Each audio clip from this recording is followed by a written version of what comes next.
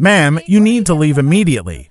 This establishment has standards." Manager Bradley Winston's voice cut through the elegant atmosphere of Le Bernardin Grande like a knife through silk. The pristine dining room, filled with crystal chandeliers and white tablecloths, fell silent as every patron turned to witness the confrontation. At table 7, Sophia Williams sat in her simple black dress and pearl necklace, her reservation confirmation clearly visible on her phone. Friday evening, 7:30 p.m., the most exclusive restaurant in the city. The beginning of a night that would change everything. Have you ever been judged by someone who had no idea they were about to lose everything they'd worked for? 15 minutes until the quarterly board meeting. 15 minutes until CEO Williams would decide the fate of Grandeur Restaurant Group's 47 locations across 3 states. But manager Winston doesn't know that yet. He sees only what his prejudice allow him to see. The autumn rain drummed against the floor-to-ceiling windows of the 5-star establishment, each drop carrying the weight of a storm that was about to engulf more than just the city. Sophia had chosen this restaurant specifically for tonight's celebration. Her company's acquisition of several major hospitality brands had just been finalized, and she wanted to toast her success at the finest dining establishment in the region. The irony wasn't lost on her that she was about to celebrate purchasing restaurant chains while being ejected from one. Bradley Winston had started his shift that evening with particular attention to detail. At 42 years old, he'd spent the last 12 years climbing the ladder in fine dining establishments, and Le Bernardin Grande represented the pinnacle of his career. His corner office overlooking the city, his 6-figure salary, his reputation among the city's elite. Everything he'd worked for depended on maintaining what he believed were the proper standards of exclusivity. Winston had grown up in suburban Connecticut, the son of a middle-class insurance salesman who taught him that success meant associating with the right people and keeping out the wrong ones. His father's casual racism had been disguised as business wisdom. "Bradley, in the service industry, you have to understand your clientele. Know who belongs and who doesn't." Those words had shaped Winston's approach to restaurant management for over a decade. "Sir, I have a reservation," Sophia said calmly, her voice carrying the quiet authority that had built a business empire worth $3.2 billion. Her black dress was elegant Chanel, purchased during a business trip to Paris 3 months earlier. The pearls around her neck were genuine Mikimoto, a gift to herself when her company first reached billion-dollar valuation. Every detail of her appearance spoke of understated wealth and sophisticated taste, but Bradley Winston saw only a young black woman who didn't fit his narrow vision of fine dining clientele. Sophia Williams had built her empire from nothing. Born in Detroit to a single mother who worked 3 jobs to keep their small apartment, she learned early that success required not just talent and hard work, but the ability to navigate spaces where people questioned your right to exist. Her mother, Dorothy Williams, had cleaned office buildings at night while studying for her GED, eventually becoming a certified public accountant and teaching her daughter that education and determination could overcome any barrier. "Reservations can be canceled when guests don't meet our dress standards," Winston replied with a condescending tone he reserved for people he deemed unworthy of fine dining. His 12 years managing luxury restaurants had taught him to spot undesirable customers, or so he believed. A black woman dining alone, even with expensive accessories, triggered every prejudice his upbringing had instilled. The restaurant's atmosphere was meticulously crafted to intimidate. Hand-blown Venetian chandeliers cast warm light over tables draped in Belgian lace tablecloths. The walls displayed original artwork from emerging European artists, each piece worth more than most people's annual salaries. The gentle clink of Waterford crystal and the soft murmur of wealthy conversations created an ambience of exclusivity that Winston fiercely protected. At table 12, prominent attorney Margaret Chen recognized the brewing disaster but hesitated to intervene. In her 15 years practicing civil rights law, she'd seen countless situations like this one. The expensive handbag, the perfect posture, the quiet confidence, everything about Sophia screamed wealth and sophistication. Chen's legal mind was already calculating the potential liability the restaurant was creating, but professional courtesy kept her from interfering in another establishment's business. Margaret's dinner companion, her law partner David Rodriguez, leaned forward with concern. "That manager is making a serious mistake," he whispered. I can tell from here that woman's accessories cost more than his monthly salary. At table 15, City Councilman Robert Hayes pulled out his phone, sensing that something significant was about to happen. His political instincts, honed over 8 years in local government, told him this confrontation would have consequences extending far beyond one evening's dinner service. He'd witnessed enough discrimination cases to recognize the legal and social powder keg that Winston was igniting. Hayes's wife, Linda, shifted uncomfortably in her chair. "Robert, shouldn't we say something? This is clearly wrong." "Sometimes the best thing to do is document," Hayes replied quietly, activating his phone's video function. "If this goes where I think it's going, evidence will be more valuable than intervention.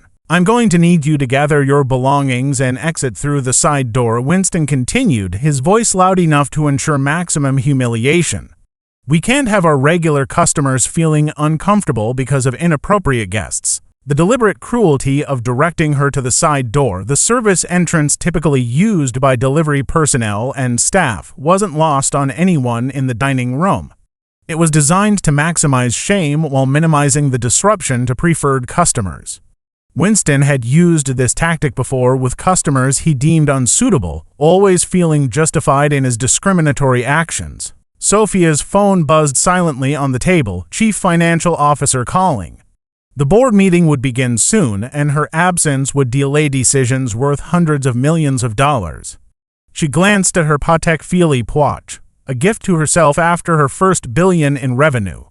The timepiece, worth more than most people's cars, caught the light as she checked the time. 7:45 p.m. Time was money, and Winston was costing her both. Behind the kitchen doors, Sue's chef Maria Rodriguez watched through the service window, her 15 years in high-end kitchens telling her this situation was about to explode catastrophically. Rodriguez had started as a prep cook at 17, working her way up through sheer talent and determination. She recognized quality when she saw it. Sophia's understated elegance screamed wealth and sophistication to anyone with experience serving the truly rich. New money flaunted, old money whispered. And Sophia Williams was whispering volumes that Winston was too prejudiced to hear. "Chef, what's happening out there?" asked line cook Tommy Chen, Margaret's nephew who was working his way through culinary school. "A man destroying his career," Rodriguez replied grimly. "That woman he's harassing, she's got serious money written all over her. Her bag alone probably costs more than we make in 6 months. Manager Winston, Sophia read his name tag with deliberate precision. "I believe there's been a misunderstanding. I'm appropriately dressed for fine dining, I have a confirmed reservation, and I'm prepared to order from your most expensive menu selections." Her voice carried the measured tone she used in boardrooms when giving underperforming executives one final chance to correct their mistakes. 20 years of business negotiations had taught her to project calm authority even in the face of hostility. She dealt with sexist investors, racist suppliers, and incompetent partners, but restaurant discrimination felt particularly personal because it attacked not her business acumen but her basic humanity. "Ma'am, it's not just about dress code," Winston said, his prejudice now fully exposed to the dining room full of witnesses. "It's about maintaining the atmosphere our distinguished guests expect. This isn't the kind of establishment where people like you typically dine." The words hung in the air like poison gas, contaminating the elegant atmosphere with naked racism that made every patron uncomfortable. The casual cruelty of "people like you," delivered with the confidence of someone who never faced real consequences for his prejudice, stunned even the most jaded diners. Attorney Chen closed her menu, her legal mind already calculating the civil rights violations she was witnessing. "David, are you getting this?" she whispered to her partner. "Every word," Rodriguez confirmed, his own phone now recording discreetly. "This is going to be a career-ending disaster for that manager." At table 18, elderly couple Harold and Ruth Goldman exchanged horrified glances. Married for 53 years, they'd lived through the civil rights era and thought such blatant discrimination was relegated to history. Harold, a retired federal judge, recognized the legal implications of what they were witnessing. Ruth, "We're watching a federal civil rights violation in real time," Harold murmured to his wife. "That young woman has grounds for a lawsuit that could destroy this entire chain." Ruth Goldman, a retired social worker who'd spent her career fighting institutional racism, felt her hands shake with anger.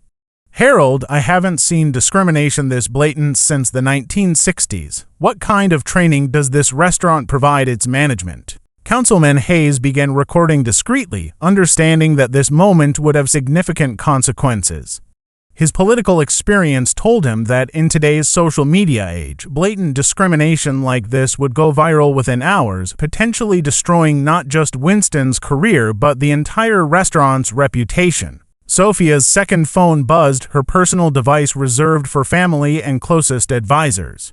Her assistant's text was brief but urgent, board meeting starting, Goldman Sachs representatives waiting. Grandeur Restaurant Group paperwork ready for signature, where are you? The timing couldn't have been more perfect or more ironic. In exactly 12 minutes, Sophia would virtually attend the board meeting where she would finalize the acquisition of Grandeur Restaurant Group, the parent company that owned Le Bernard Dangrandet and 46 other upscale establishments. She would become Winston's ultimate boss in less time than it took to serve an appetizer. The acquisition had been 18 months in the making.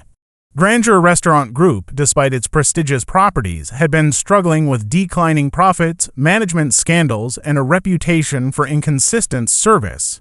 Sophia's investment team had identified it as an undervalued asset with enormous potential for transformation under proper leadership. Sir, I'm going to give you one final opportunity to reconsider this situation, Sophia said, her voice carrying the steel that had negotiated billion-dollar deals with Fortune 500 companies.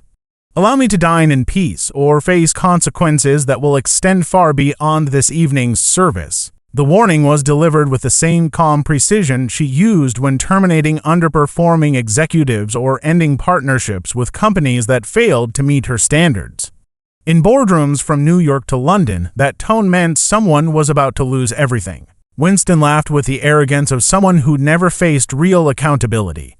His privileged upbringing and 12 years of restaurant success had insulated him from consequences, creating the dangerous illusion that his position protected him from any real repercussions. Consequences. Lady, the only consequence here is you embarrassing yourself by refusing to leave quietly. Security. The laughter was perhaps the most damaging part of his response. It demonstrated not just racism but contempt, the attitude of someone so convinced of his superiority that he couldn't imagine facing accountability for his actions. Head of Security Frank Morrison approached reluctantly, his 8 years protecting high-end establishments telling him something was very wrong about this situation. Morrison was a former military police officer who'd served to tour in Afghanistan before transitioning to civilian security work. His training had taught him to assess threats accurately, and everything about Sophia screamed wrong target. Her composure under pressure reminded him of high-ranking officers he'd served under. Her expensive accessories indicated significant wealth. Her calm authority suggested someone accustomed to commanding respect. Every instinct told him that ejecting this woman would create problems far beyond one evening's service. Ma'am, I'm sorry, but I have to ask you to leave, Morrison said quietly, his voice carrying genuine regret. Please don't make this harder than it needs to be. Morrison's respectful tone stood in stark contrast to Winston's hostility. The security chief understood he was following orders from his supervisor, but his military experience had taught him to treat all people with basic dignity regardless of the situation. Sophia stood gracefully, gathering her Hermes handbag with movements that radiated dignity despite the deliberate humiliation.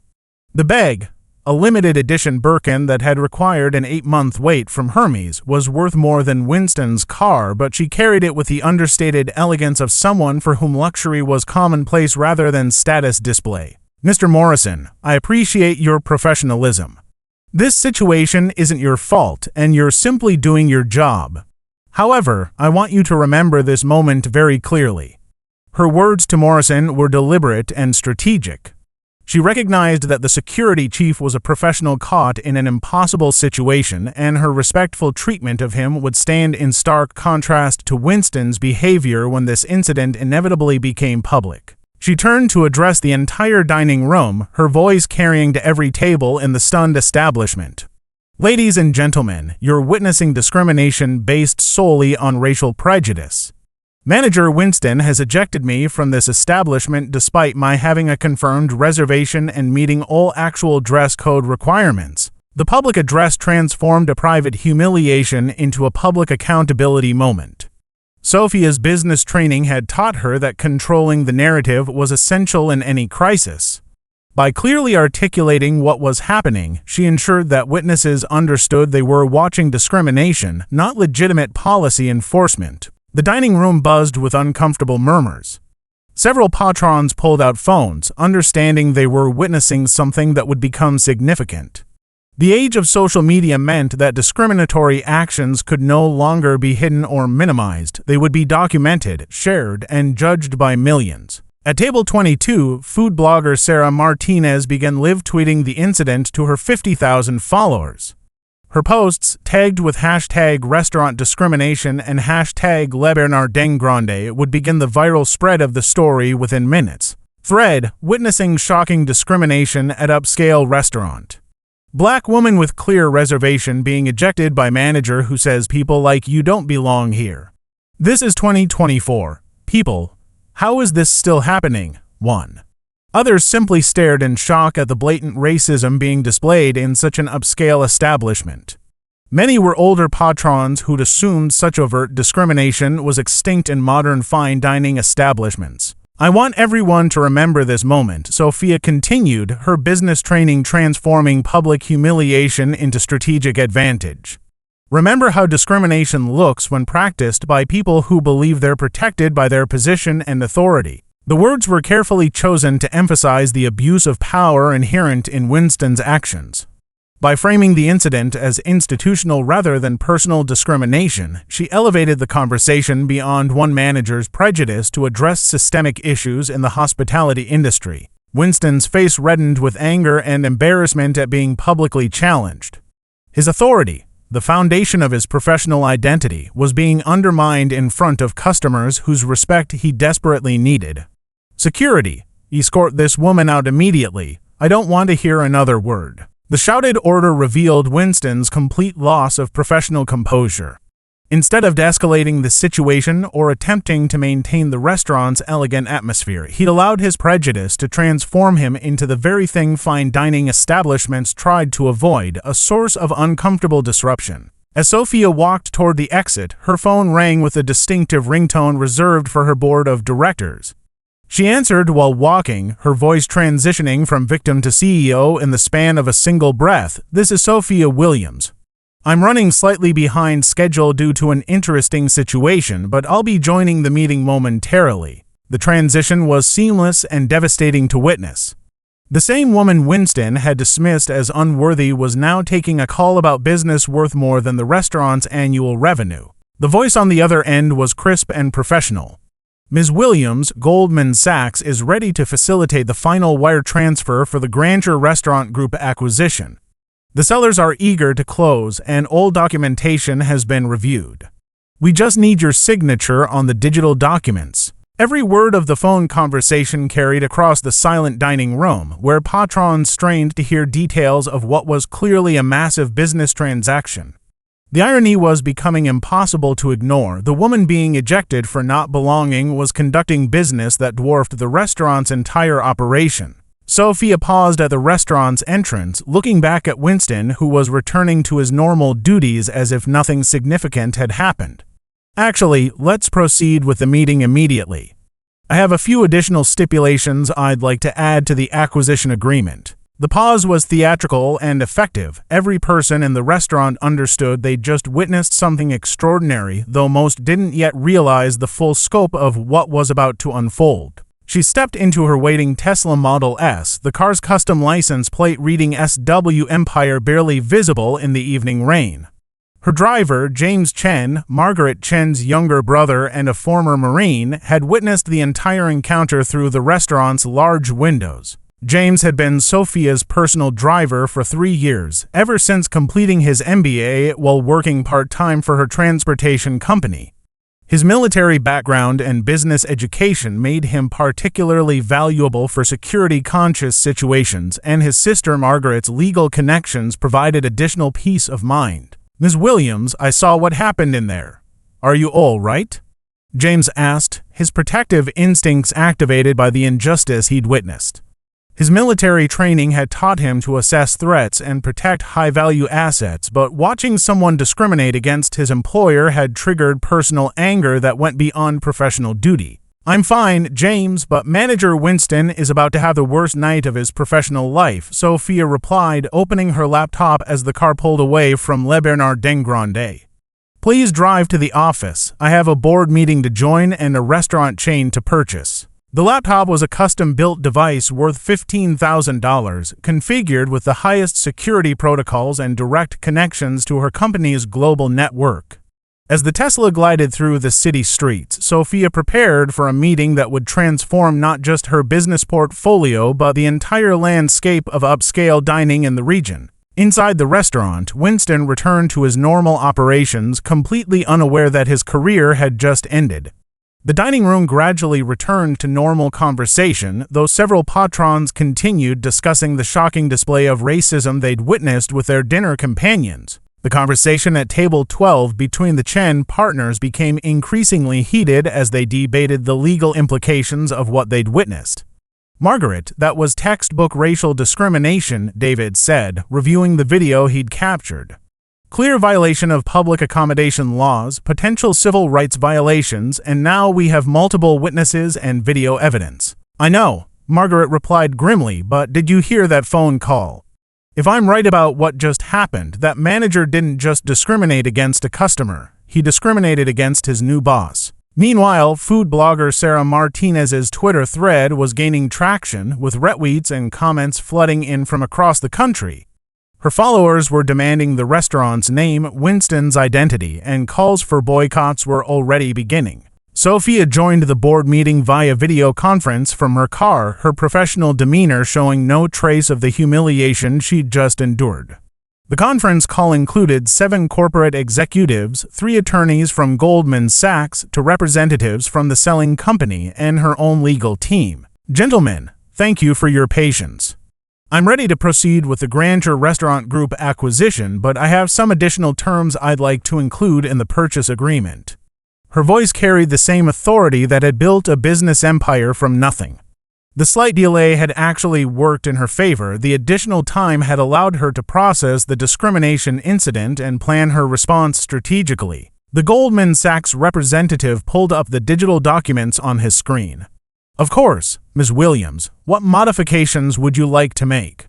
"I want complete personnel records for all management-level employees across all 47 locations. I want detailed customer complaint histories for each establishment. And I want the authority to make immediate staffing changes at any location without board approval or union interference." The requests were unusual but not unreasonable for an acquisition of this size.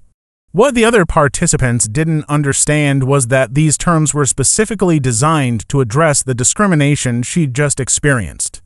The seller's representative joined the call, eager to close the deal that would net them $890 million.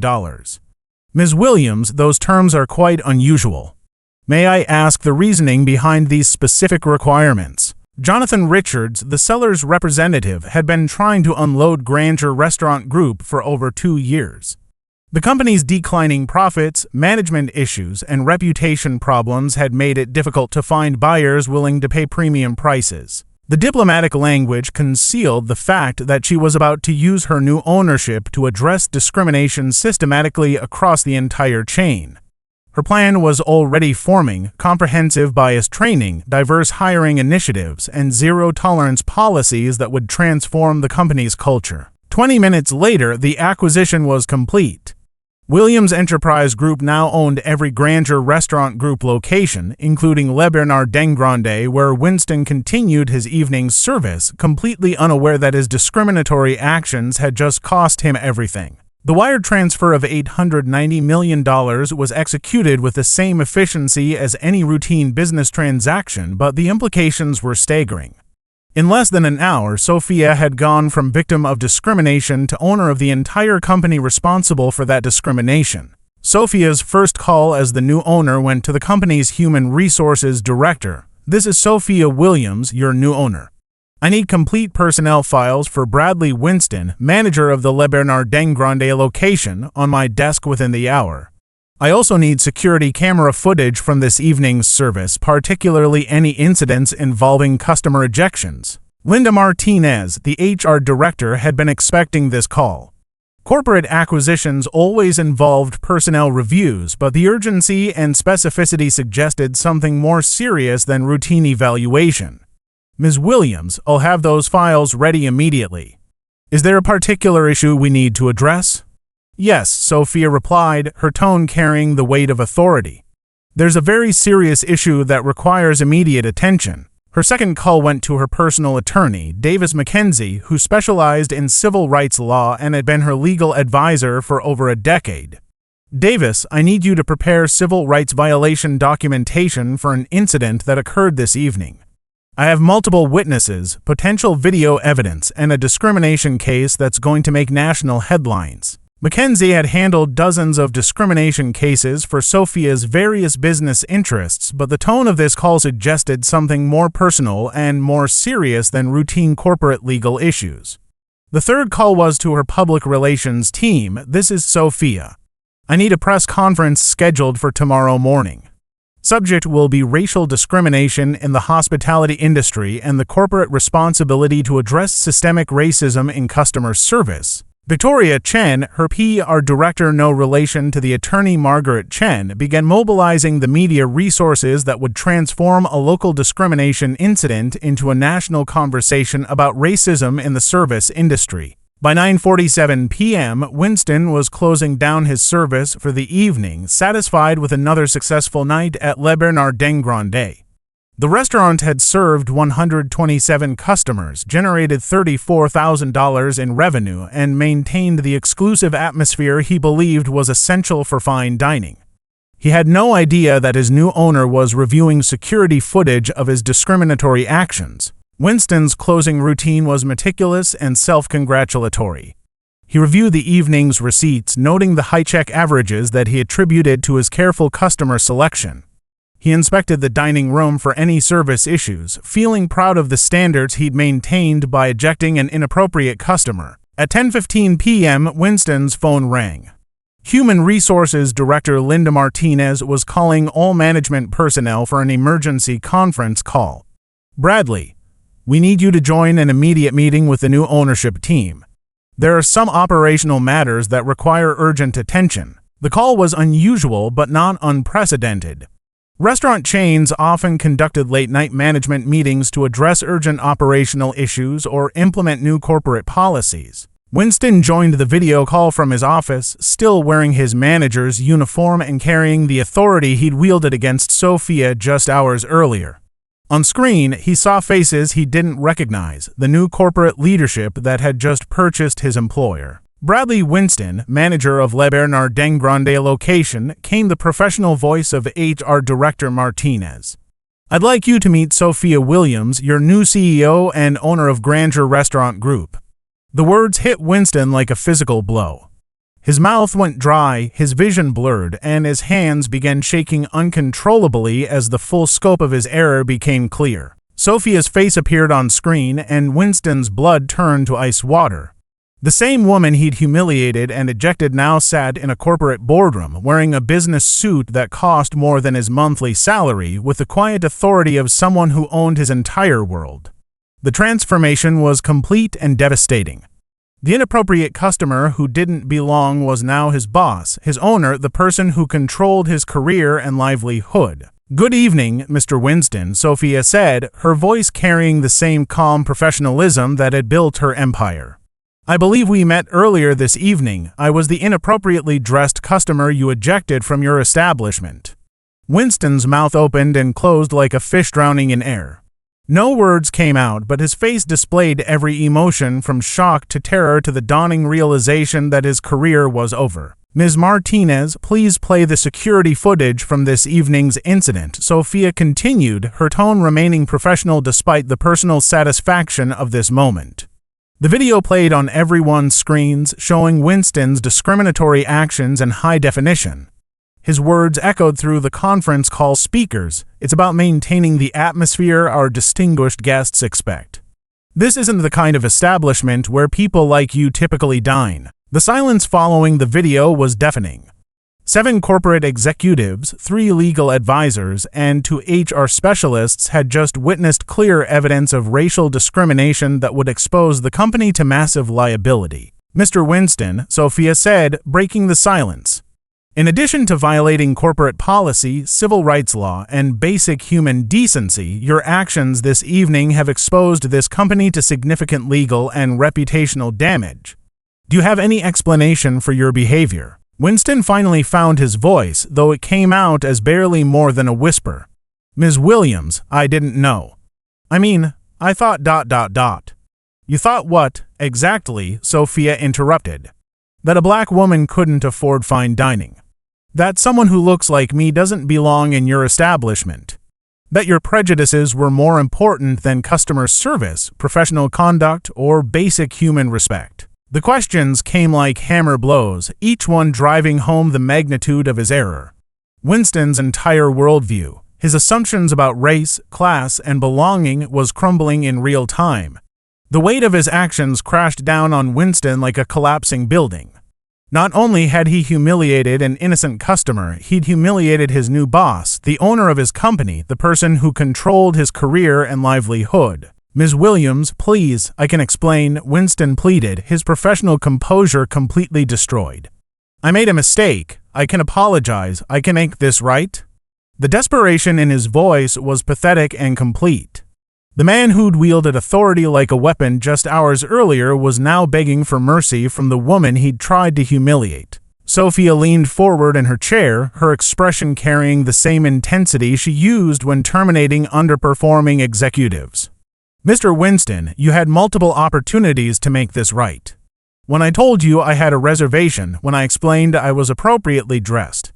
When I warned you about consequences, you chose discrimination every single time. She paused, letting the weight of his failures settle over the call. These weren't mistakes, Mr. Winston. They were choices. Deliberate decisions that revealed your character and your values. She turned to the HR director. Ms. Martinez, please terminate Mr. Winston's employment immediately. Document this as termination for cause due to racial discrimination, violation of company policy, and conduct detrimental to corporate reputation. He is not eligible for rehire at any company location. Wait, Winston shouted, desperation replacing his earlier arrogance. I have a family, I have bills, I've worked for this company for 12 years. You can't destroy my career over one mistake. The pleading was both pathetic and revealing.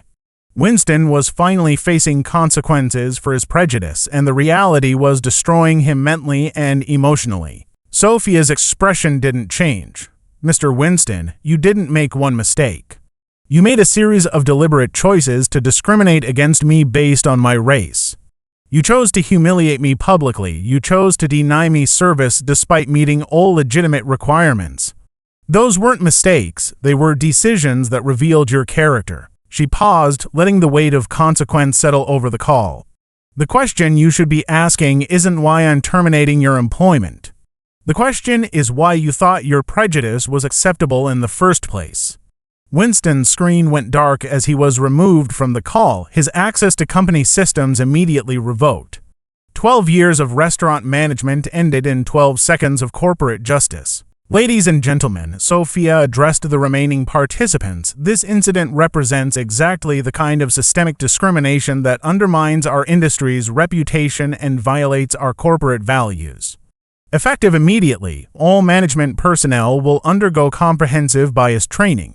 She outlined her vision for the restaurant chain's future: zero tolerance for discrimination, enhanced customer service training, diverse hiring initiatives, and community outreach programs that would transform Grandeur Restaurant Group into a model of inclusive excellence. The next morning, Sophia held her promised press conference outside Le Bernardin Grande, the same establishment where she'd been humiliated less than 24 hours earlier.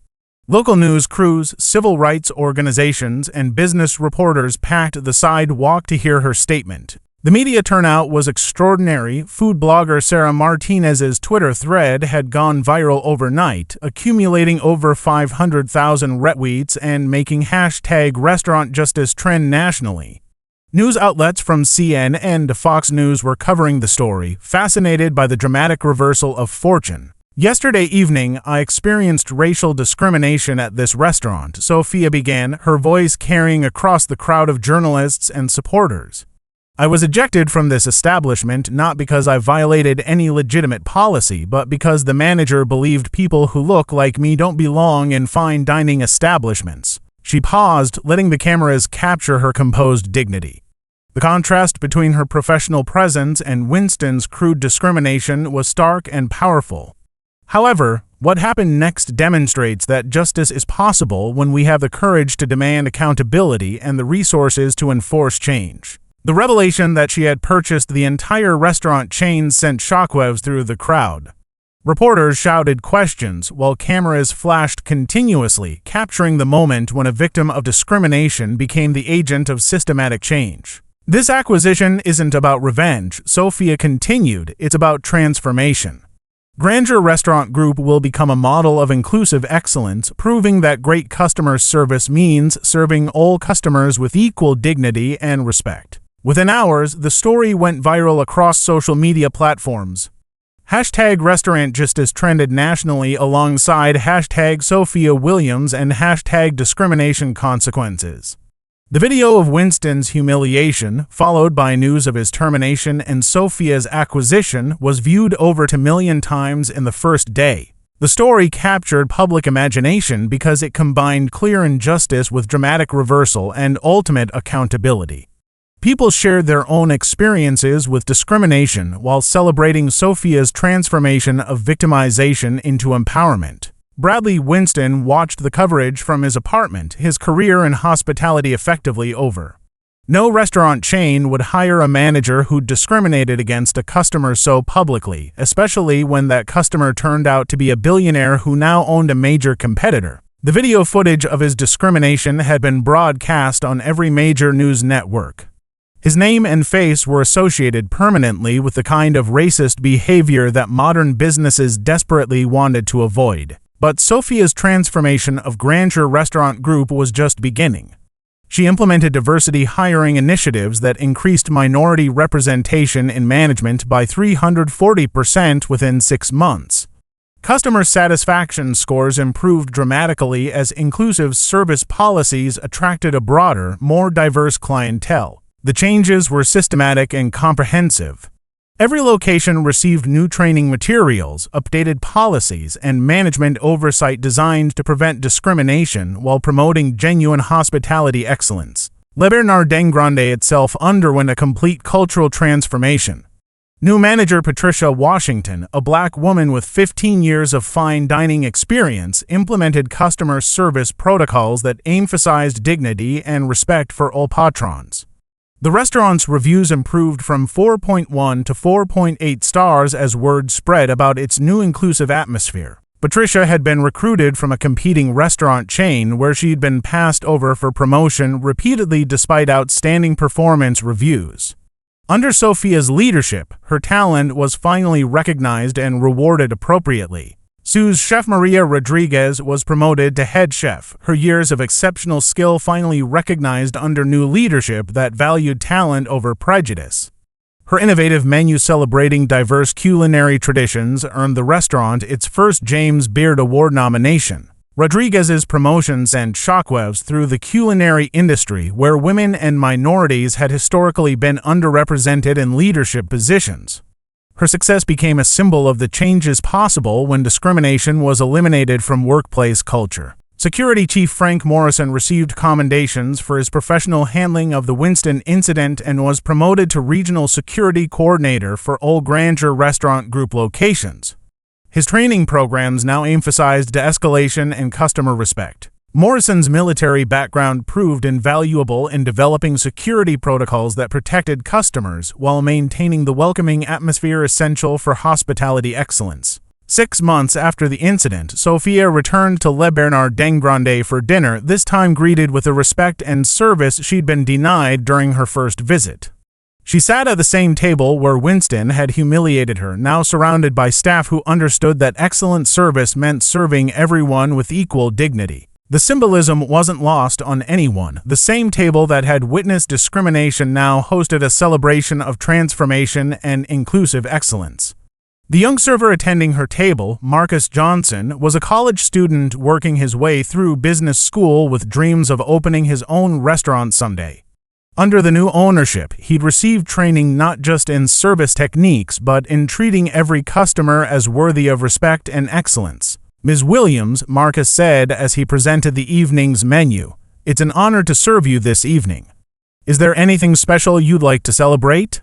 Marcus had heard the story of what happened 6 months earlier from every staff member who'd worked that night. The tale had become legendary among the restaurant's employees, a cautionary story about the consequences of prejudice and an inspiring example of how justice could transform an entire industry. Sophia smiled, remembering her original reason for dining at this establishment, celebrating her business success. "Actually, yes, I'm celebrating the power of second chances and the importance of treating everyone with dignity." The meal was exceptional, but more importantly, it represented transformation. Every perfectly prepared course, every attentive service interaction, every moment of genuine hospitality demonstrated what became possible when discrimination was replaced with inclusion. Head Chef Rodriguez personally prepared a special tasting menu that told the story of American cuisine through dishes representing different cultural traditions. Each course celebrated the diversity that Winston had tried to exclude, creating a powerful statement about the strength found in inclusion rather than exclusion. After dinner, Sophia met with the restaurant's new management team, sharing her vision for continued growth and improvement. "Excellence isn't about excluding people," she told them. "Excellence is about including everyone and bringing out the best in every interaction." The lesson spread throughout the hospitality industry as other restaurant chains examined their own policies and training programs. Sophia's example proved that addressing discrimination wasn't just morally right, it was profitable, sustainable, and essential for long-term success. Restaurant industry publications featured lengthy analyses of the Williams transformation, studying how her inclusive policies had improved both customer satisfaction and financial performance across all 47 locations. Business schools began teaching case studies based on her acquisition and restructuring of Granger Restaurant Group. The Harvard Business Review published a cover story titled "From Discrimination to Transformation: How One CEO Turned Prejudice into Profit," detailing how Sophia's changes had increased revenue by 30% while dramatically improving employee satisfaction and customer loyalty. 1 year later, Granger Restaurant Group had become the most successful restaurant chain in the region, its reputation for inclusive excellence attracting customers who valued both quality food and quality values. The company's diversity initiatives had been featured in Harvard Business School case studies as a model for corporate transformation. The financial results spoke louder than any mission statement. Customer retention rates increased by 45%, employee turnover decreased by 60%, and average check sizes grew by 28% as diverse clientele brought new energy and spending power to previously exclusive establishments. Bradley Winston eventually found work as a night shift supervisor at a fast food restaurant, his fine dining career permanently ended by his moment of prejudice. He often thought about that evening when his assumptions about a black woman in a simple dress cost him everything he'd worked for. The fast food job paid less than half his former salary, with no benefits, no prestige, and no future advancement opportunities. His mortgage payments were delinquent, his car had been repossessed, and his wife had filed for separation, unable to cope with the financial and social consequences of his discrimination. Winston's fall from grace had been swift and complete. The viral video of his racist behavior made him unemployable in any customer-facing position in the hospitality industry. His name had become synonymous with the kind of discrimination that modern businesses desperately wanted to avoid. But Sophia Williams continued building her empire, now worth over $4 billion, with Granger Restaurant Group serving as a flagship example of how business success and social justice could support each other. Every meal served, every customer welcomed, every employee promoted on merit rather than prejudice carried forward the lesson learned when discrimination met consequence in the most dramatic way possible. Her acquisition of grandeur had been so successful that other hospitality companies began seeking her investment and expertise. Hotels, catering companies, and entertainment venues wanted to benefit from her proven ability to transform discriminatory cultures into inclusive excellence. The story became required reading in business schools, hospitality programs, and diversity training seminars across the nation. It demonstrated that in the modern economy, prejudice wasn't just morally wrong, it was financially catastrophic for those foolish enough to practice it. Professor Janet Williams, no relation to Sophia at Stanford Business School, used the case study in her corporate social responsibility course, requiring students to analyze how Sophia's response to discrimination created value for all stakeholders while addressing systemic inequality. This case demonstrates that ethical business practices and financial success aren't competing objectives, Professor Williams told her students. Ms. Williams proved that doing the right thing can also be the profitable thing when executed with strategic intelligence and genuine commitment. Sophia established the Williams Foundation for Hospitality Excellence, providing scholarships for minority students pursuing careers in restaurant management, culinary arts, and hospitality administration. Over 1,000 students received support in the first year alone, many becoming successful restaurateurs who prioritized inclusive service in their own establishments. The scholarship recipients were selected not just for academic excellence but for demonstrated commitment to inclusive hospitality practices. Many were working their way through school and restaurant jobs, giving them first-hand experience with both excellent and discriminatory service. Maria Santos, one of the first scholarship recipients, used her culinary education to open a restaurant in her hometown that specifically celebrated Latino cuisine while maintaining fine dining standards. Her success inspired other minority entrepreneurs to pursue their own hospitality ventures. The foundation also created the Second Chance program, offering employment opportunities for individuals seeking to rebuild their careers after making discriminatory mistakes. Participants underwent intensive training in bias recognition, cultural competency, and inclusive customer service before receiving placement assistance. The program was controversial initially, with critics questioning whether people who demonstrated prejudice deserved second opportunities. But Sophia's philosophy was simple: people can change if they're genuinely committed to growth and accountability. Interestingly, Bradley Winston applied to the Second Chance program 2 years after his termination. His application essay honestly detailed his discriminatory actions and their consequences, expressing genuine remorse and a commitment to learning from his mistakes. The application process was rigorous and humiliating for someone who'd once wielded authority in fine dining establishments. Winston underwent psychological evaluation, bias testing, and intensive counseling designed to address the root causes of his prejudicial behavior. I spent 42 years believing that my prejudices were justified business practices, Winston wrote in his application essay.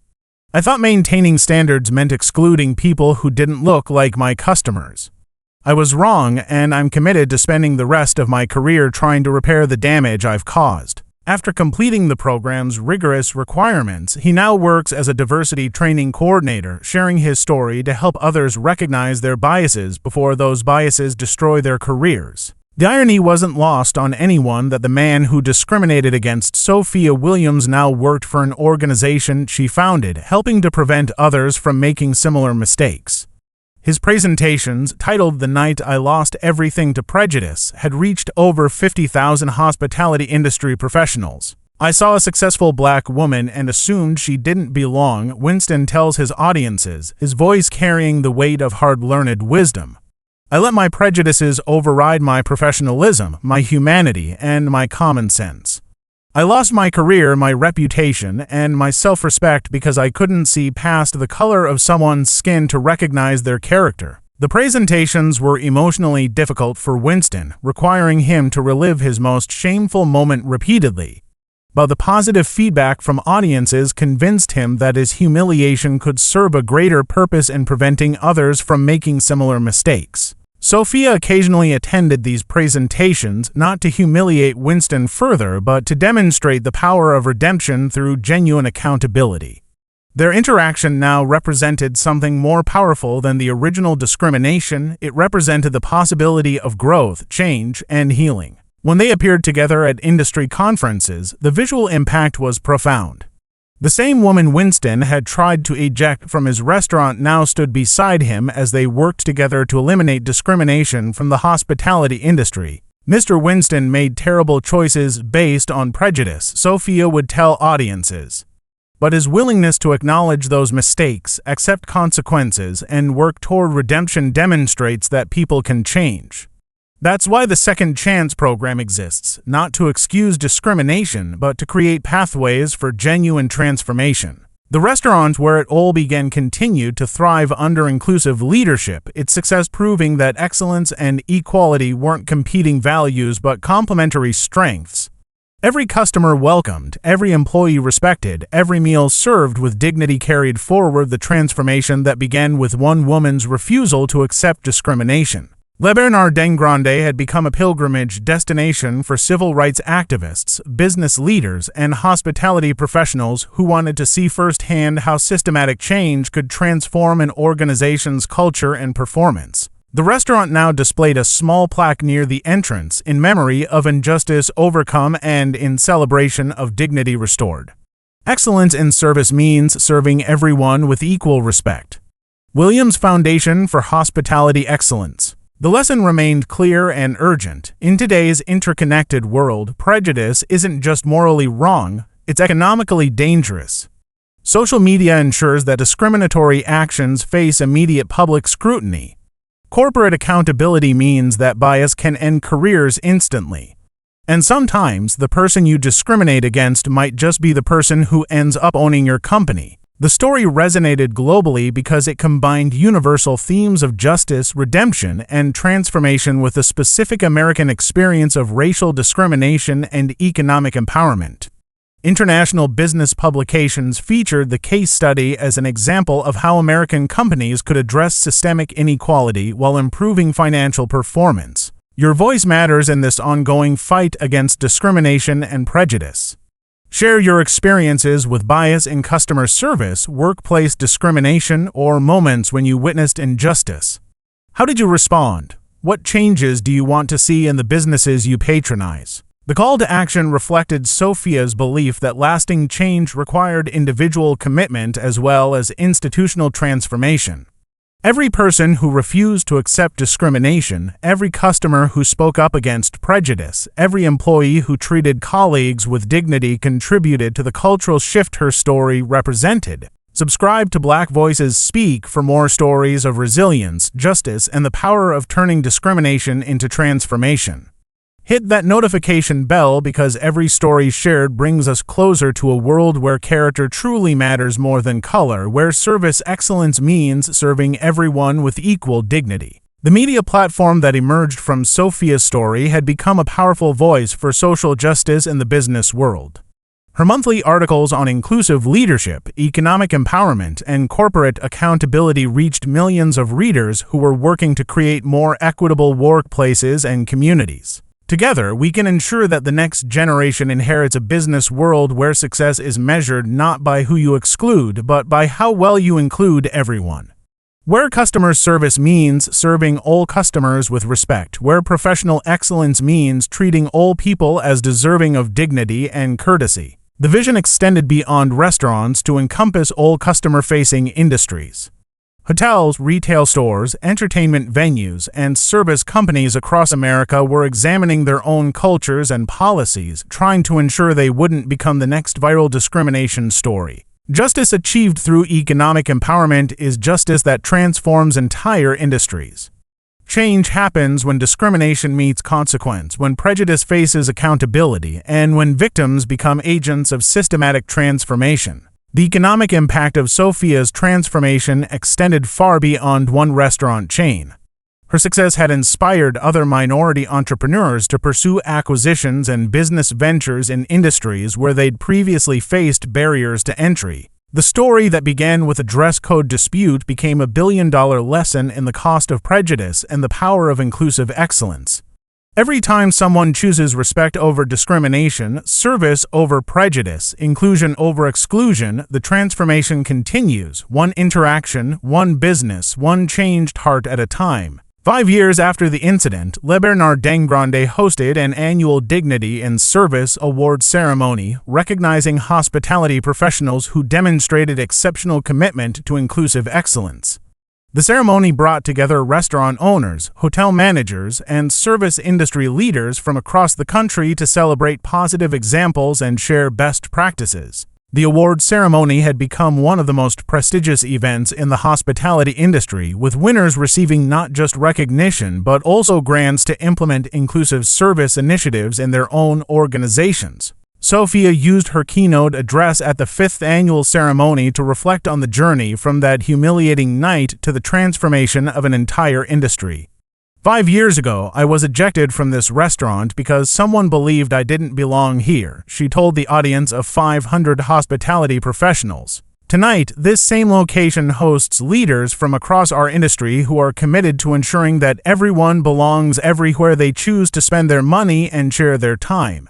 That transformation, from exclusion to inclusion, from prejudice to respect, from discrimination to dignity, represents the best of what American business can achieve when we choose courage over comfort. The standing ovation lasted for 3 full minutes, a powerful acknowledgement of how one woman's refusal to accept discrimination had transformed not just her own circumstances but an entire industry's approach to customer service and human dignity. The story continues to inspire new generations of business leaders, civil rights advocates, and ordinary citizens who refuse to accept discrimination as inevitable. It proves that justice is possible, transformation is achievable, and that sometimes the most powerful response to prejudice is not just survival, but success so complete that it changes the very systems that enabled discrimination in the first place.